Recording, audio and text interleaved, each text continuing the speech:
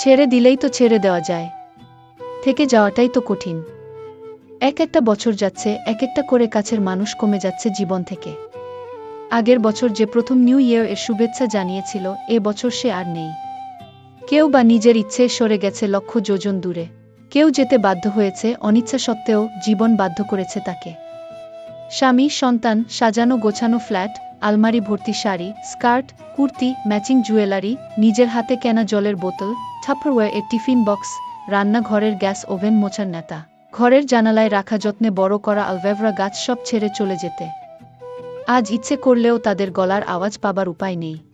মনে আছে যখন বাবা বেঁচে ছিলেন, তখন সন্ধ্যায় অফিস থেকে ফিরে কিছুক্ষণ বাবার কাছে বসে যখন উঠে চলে আসতাম, তখন বাবা বলতেন, ও আরেকটু বস না গিয়ে, আর চেয়ে থাকতেন আমার চলে যাওয়ার দিকে। ওই নির্বাক চোখে আকুতি থাকতো আরেকটু বসার জন্য। বিরক্ত হতাম, ব্যস্ত হয়ে পড়তাম অন্য সব দরকারি বা অদরকারি কাজে। আজ এই সময়ে দাঁড়িয়ে কি ভীষণভাবে ইচ্ছে করে বাবার গলাটা একবার শুনতে। কোথাও নেই, কোনোদিন আর ওই গলাটা শুনব না। এমনিতেই দূরত্ব তৈরি হওয়াই নিয়ম। প্রকৃতিগতভাবেই হয়তো মানুষের মধ্যে এই প্রবণতা আছে। আজ যাকে ছাড়া বাঁচব না মনে হয়, সে কাল আর কোথাও নেই। যে বন্ধুদের সঙ্গে রোজ দেখা না করলে, আড্ডা না দিলে ভাত হজম হতো না, আজ তাদের অনেকের সঙ্গে দেখাই হয় না বছরের পর বছর। নিজের আত্মজের সঙ্গেও দূরত্ব তৈরি হয়। যে স্কুল থেকে বেরিয়ে গলগল করে যাবতীয় কথা উগরে দিত, আজ তার বয়সোচিত গম্ভীর্য। সে শিখে গেছে সব কথা বাবা মা কেউ বলতে নেই।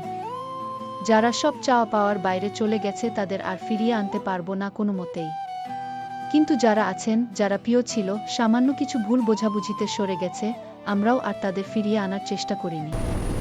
পড়ে থাকা জীবনের শেষ কটা দিনের আলোয় তাদের ফিরিয়ে আনার চেষ্টাটুকু করি। মৃত্যু কখন এসে বলবে, চলো টাইম ইজ ওভার, সময় শেষ, তখন আর কোনো ভুল বোঝাবুঝি মেটানোর বা প্রিয় কণ্ঠস্বর শোনার অবকাশ থাকবে না। যে কদিন আছি আমরা, গল্পে, ভালোবাসায়, উদারতায়, সহানুভূতিতে দল বেঁধে ভ্রমণে ভালো থাকার চেষ্টা করি সকলে, সকলকে নিয়ে। ছেড়ে দিলেই তো ছেড়ে দেওয়া যায়, থেকে যাওয়াটাই তো কঠিন।